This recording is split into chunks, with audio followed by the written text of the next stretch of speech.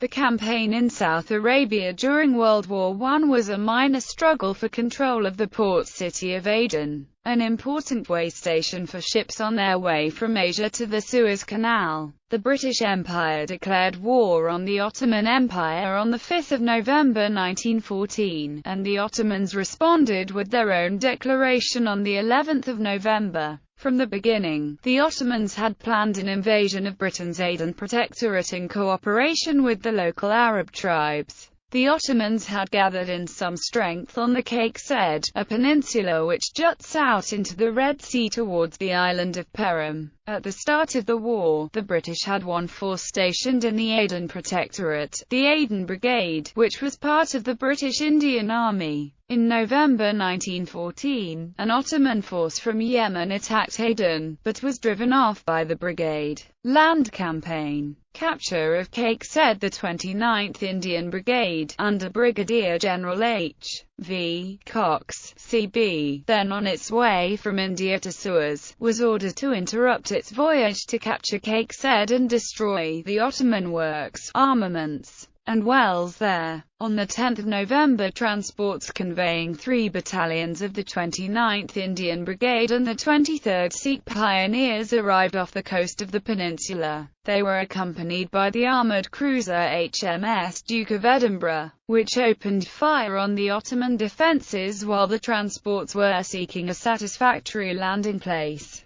The point that had been at first selected proved impossible on account of the weather, and the troops had to land a little way off under the cover of the fire of the cruiser. They stormed the Ottomans' positions and compelled them to retreat, leaving their field guns behind. The sailors took active part in the fighting with the troops, and a naval demolition party assisted, on the 11th of November, in destroying the Ottoman fortifications. Having accomplished its task, the British force re-embarked and continued on to Suez. It was not considered advisable at this time to push an expedition inland. The Ottomans, consequently, retained some forces on the northern boundary of the Aden Protectorate. 7 months later they reoccupied Cake Said and endeavoured from there to effect a landing on the north coast of Perim. This attack was successfully repulsed by the garrison of the island, the 23rd Sikh Pioneers. Battle of Lahej. Sultanate of Lahej. In July 1915, an Ottoman force from North Yemen crossed the frontier of the Aden hinterland and advanced towards Lahej, which was at this time one of the most important towns in South Arabia and the capital of the Abdali Sultanate of Lahej. Placed in an oasis, surrounded by a fertile plain with the deserts beyond, it was the centre of trade between Aden, a British crown colony, and its hinterland, the princely states under a protectorate. In the years leading up to the war, relations between Britain and Lahej had been friendly, the British paying the Sultan a subsidy for the occupation of certain land in the interior and protecting him and his agricultural people against the tribes of the desert, who frequently raided them. Propagandizing during the war, British historian F. A. Mackenzie wrote of the Sultan, "Under our protection the Sultan of Lahej had waxed very prosperous. His city, with its palace, its gallows, built for ornament rather than use, its purely oriental life, its fine horses, its little show army, and its constant traffic in camels and caravans, seemed like a vision out of the Arabian Nights." When war broke out, the Abdali Sultan proved that his loyalty to Britain was real. Though other tribes turned against us, he came to our side and prepared to help us.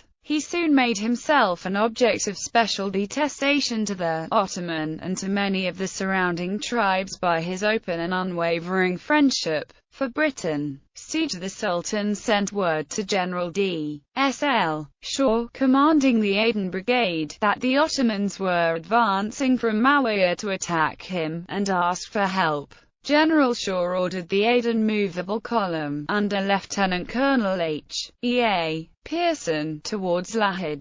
The Aden Camel Troop was dispatched to reconnoitre. It discovered a strong Ottoman force beyond Lahej, supported by a large number of Arab tribesmen. The Camel Troop fell back on Lahej, where it was reinforced by the advance guard of the Movable Column, numbering 250 rifles. with two 10-pounder guns. This advance guard had moved up under most trying conditions. The heat was intense, there was great shortage of water, and progress was difficult over the sand. The main body of the column was so delayed by difficulties of transport and by shortage of water that it did not reach Lahij at all. The British in the Sultan's capital found themselves faced by several thousand Ottoman troops and 20 guns. In addition, Arab tribesmen had rallied by the thousand to help the Ottomans. The British were backed by the few hundred men of the Sultan of Lahij's native army. The Arab camp followers of the Aden detachment deserted them in a body at the most critical hour, taking with them all their camels.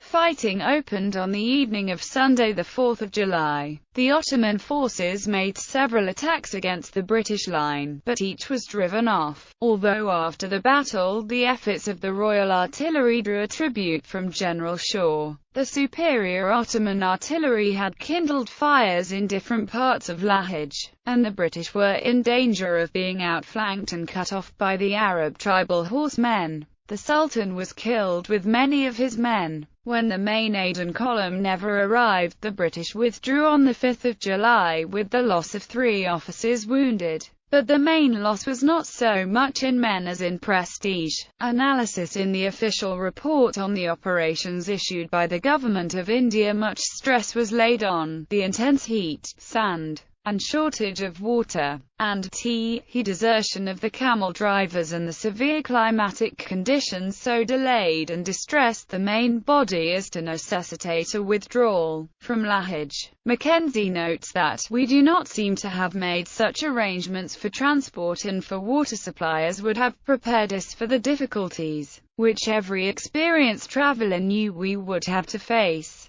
But the severe heat of the climate, the potential treachery of hired Arabs, and the shortage of water were all of them factors which had been familiar from the beginning to the Indian authorities, and, one might suppose, ought to have been allowed for. Reinforcements from India. After the debacle at Lahij, the British force fell back on the Cow. The Ottomans followed them up and occupied Sheikh Othman, a town about 2 miles inland from the harbour of Aden. This place was formerly part of the Sultanate of Lahij, within the British Protectorate.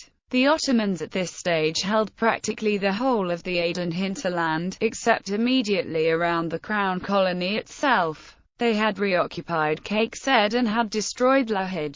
The Indian authorities, under Commander-in-Chief Beecham Duff, decided to increase the Aden garrison after subsequent Turkish victories. Major General Sir George J. Younghusband, a soldier with a distinguished career, succeeded to the command of the Aden Brigade. On the 20th of July 1915, troops from the Aden Brigade, the 28th Indian Brigade, 1B Battery, HAC, 1/1 of a Stone Berkshire Battery, RA, and a detachment of sappers and miners, under the command of Lieutenant Colonel A.M.S. Elsme, a soldier well trained in frontier fighting, surprised the Ottomans at Sheikh Othman, completely defeated them and drove them out of the place. Between 50 and 60 Ottoman soldiers were killed and wounded, and several hundred men, mostly Arab tribesmen, were made prisoners. This success was followed up in the following month by an attack by a small column on an Ottoman post between Lahij and Sheikh Othman. The Ottomans were driven from the town. Another attack in a different direction was equally successful. Reports reached Aden that the Ottomans were preparing to retire from Lahij itself, and in September a column under Colonel Elsme set out in the direction of Waht. Here it surprised a force of 700 Ottomans, with 8 guns, who were supported by about 1,000 Arabs.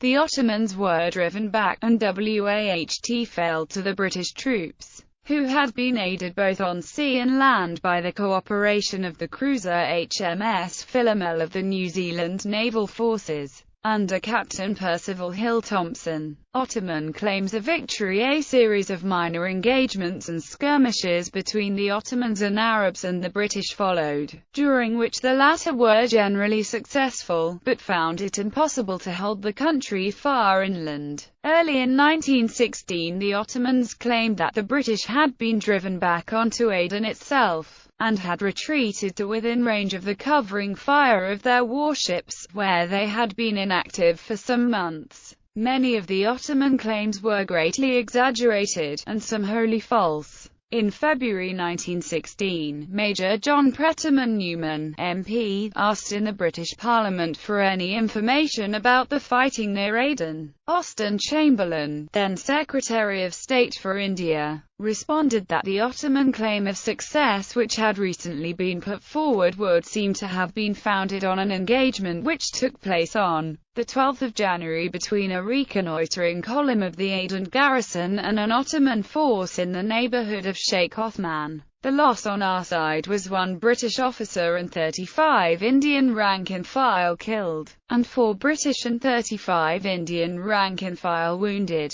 The enemy losses were severe, amounting to about 200 killed and wounded. The British column was neither annihilated nor defeated, but withdrew when the purpose of the movement was completed, Chamberlain said. Later on, the Ottomans officially claimed to have scored a substantial victory in further heavy fighting around Sheikh Othman and Bir Ahmad. This was a sheer invention. In January 1916, the Aden Movable Column moved out to protect some friendly troops to the east of the Aden Protectorate against Ottoman troops who had been sent to coerce them. The column located the Ottoman force near Suba, and defeated it. The general position was so unsatisfactory, however, that in April 1916, it was decided, on the suggestion of the Government of India, that ladies should not be allowed to land at Aden without receiving permission from the Commander-in-Chief in India. End of the campaign in South Arabia. The eruption of the British-sponsored Arab Revolt in the Hejaz diverted Ottoman attention from Aden in the summer of 1916. Those Ottoman troops which remained reverted to the defensive, while the British built an 11-mile-long defensive perimeter around Aden. They did not attempt to re-secure lost territories in the hinterland, and no major fighting with the British took place after 1916. The Ottomans continued to hold territories in the Protectorate until the Armistice of Mudros in October 1918 and the partition of the Ottoman Empire. After the war, naval campaign. Uses of the South Arab ports during the war. On the 18th of October 1914, a convoy of 10 troop ships carrying the New Zealand Expeditionary Force was escorted by the Imperial Japanese battle cruiser Ibuki out of Wellington. It joined a group of 28 ships carrying the 1st Australian Imperial Force, and the total convoy, with Ibuki and the Australian cruiser HMAS Sydney, crossed the ocean, which was being patrolled by the Japanese protected cruiser Chikima, while Sydney was sidetracked, and ended up in the Battle of Cocos. The rest of the convoy reached Aden on the 25th of October. On the 9th of November 1914, a small landing party, numbering 5 officers, 1 surgeon, and 47 petty officers and men, under Lieutenant Helmuth von Mucker, was separated from their ship, the SMS Emden, during the Battle of Cocos, and piloted the Aisha to the Dutch port of Padang on the west coast of Sumatra. There von Mucker arranged a rendezvous with the German freighter Quising, which transported him and his men to the Ottoman city of Hodeidah in Yemen. Once on the Arabian Peninsula, von Mucker and his men experienced months of delay securing the assistance of local Turkish officials to return to Germany. At last he decided to lead his men on an overwater voyage up the east coast of the Red Sea to Jeddah. Ultimately, von Mucker and 48 of his men returned to Berlin. When the Arabs of the Revolt of June 1916 attacked the port of Jeddah, they were supported by the seaplane carrier HMS Ben Mikri, based at Aden. Occupation of Comaran. On the 17th of February 1915, the British resident in Aden, Brigadier William Crawford Walton, wired the government of India that dhows bearing telegrams, mail and money from Jeddah had made it to Ottoman headquarters in Yemen, and that it was necessary that these be stopped. He proposed the evacuation of Comorin with 200 men from the RMS Empress of Russia, the RMS Empress of Asia and the HMS Minto. This had the support of the Admiralty. The commander-in-chief at port said, who wished to use Comorin as a naval base for small vessels, and the India office, which duly informed the Viceroy of India to give the necessary orders. The Viceroy demurred, fearing that the local population would be unlikely to acquiesce, that an occupation might alarm the Druze, was likely to be misunderstood by Muslims, and would reduce the defences of Aden, at just the moment when the Turks were advancing. On the 3rd of March the India office rescinded its order, but when intelligence suggested that some Germans stranded in Massawa in Italian Eritrea at the outbreak of war were attempting to sail across the sea to Arabia, the resident renewed his request for 200 men. Again the Viceroy refused.